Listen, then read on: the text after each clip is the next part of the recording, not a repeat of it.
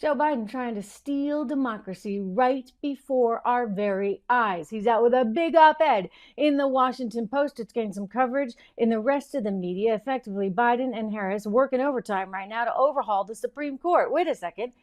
I don't believe that constitutionally they have that kind of power. I'm right on that, by the way.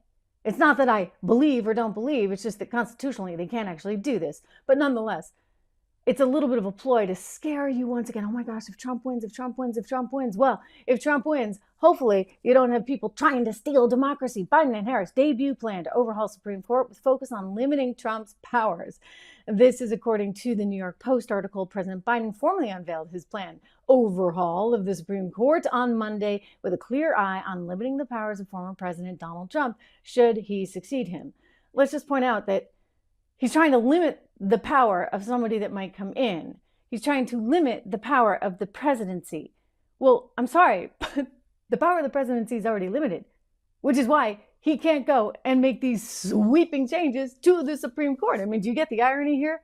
You have to have a sense of humor, ladies and gentlemen, at times like this. So let's go to a little bit more of what he's saying. I mean, he's got a few different ideas. Some of them I don't actually have a big problem with. In other words, Supreme Court justices shouldn't be actually getting any money, shall we say, any money from maybe potential cases that they are deciding. That's kind of a no-brainer. But let me just get to some of this. He's pointing out no one is above the law, not the President of the United States, not a justice on the Supreme Court of the United States, no one. Okay, right? Little sort of grandiose, self-serving. Quote, but the Supreme Court's 6-3 decision, they really didn't like that, did they, on July 1st, to grant presidents broad immunity from prosecution for crimes they commit in office means there's virtually no limits on what a president can do. That's actually wrong. Like, that's wrong. It was decided. We've been down that. I mean, they're just trying to rehash this once again, all to try and scare people in a new way, shape, or form so that they can usher in Kamala Harris.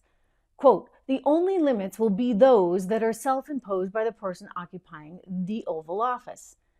Vice President Kamala Harris, who is running for president, endorsed, of course, this whole thing, writing, quote, today, there is a clear crisis of confidence facing the Supreme Court as its fairness has been called into question after numerous ethics scandals and decision after decision overturning long-standing precedent. I'm sorry. Now, what are you guys going to do? You're going to overturn long-standing precedent. So pot calling kettle just a little bit. This is nuts. And I don't think it's going to see the light of day. First of all, they'd have to actually get some kind of constitutional amendment, and they're not going to get that.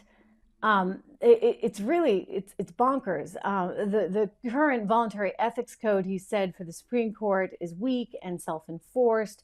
He goes on to say justices should be required to disclose gifts, whether they are involved in any kind of political activity, and recuse themselves from cases in which they or their spouses, you hear that? Their spouses have financial or other conflicts of interest. Okay, let's just go with that for a second. What about that judge, Mershon, whose daughter had multi-millions of dollars that she was raising for Democrats, of which she got a cut? You don't think that was a little bit of a conflict? Or how about the fact that Bill Clinton was running CGI, the Clinton Global Initiative, which was hosting all these things all over the world. You know, you get a picture taken with President Clinton and suddenly you get some big stamp of approval, all while his wife was actually Secretary of State. Or, hey, you know what? Hey, Biden, don't even look much further than yourself and your own family because your son was making all kinds of money off of Ukraine while you were controlling Ukraine policy. Now, that's a little weird now, isn't it?